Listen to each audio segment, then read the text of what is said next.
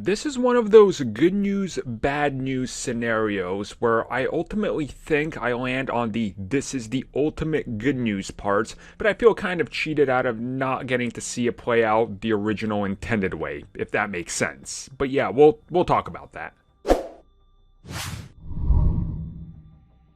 So by now, I think most of you know that an Ahsoka series is coming, and that this will be set during the same time/same time period as The Mandalorian, and it will be taking off of from where we saw Ahsoka the last time we saw her.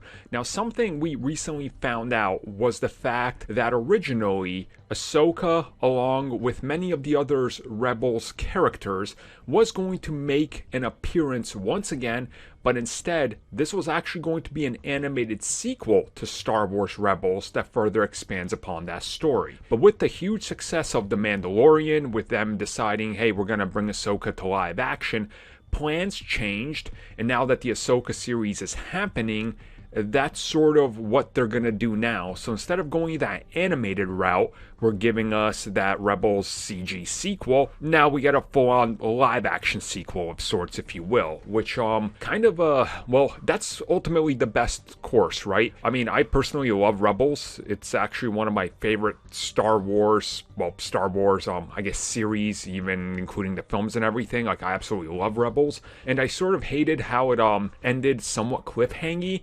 And now knowing that we're going to get to experience that, and that they originally wanted to follow up with a sequel, but they're letting him do it in live action, to me is a win-win scenario. And sure, I would have loved more of the animation, because ultimately probably would have been longer. But again, we're going to explore those same story elements, but get to see it play out in live action. So Thrawn, Ezra, maybe Sabine, who knows, all in live action, to me, ultimately, I think will be a way better get and the win for fans than anything they could have done in animation. Now, that's not to say that animation is bad. That's definitely not what I'm saying. I can't wait to see Bad Batch, for example. But live action is clearly something that they can pull off. And they can pull off in a really good way, where most people will say, well, yeah, Mandalorian's better than most of the movies they've put out, which I will agree with. So the fact we're going to see all these Rebels things continue and conclude in live action, to me, that's a winning scenario. I can't honestly there's no complaint here. That's what I'm trying to say. I can't complain. I probably will at some point, but not right now.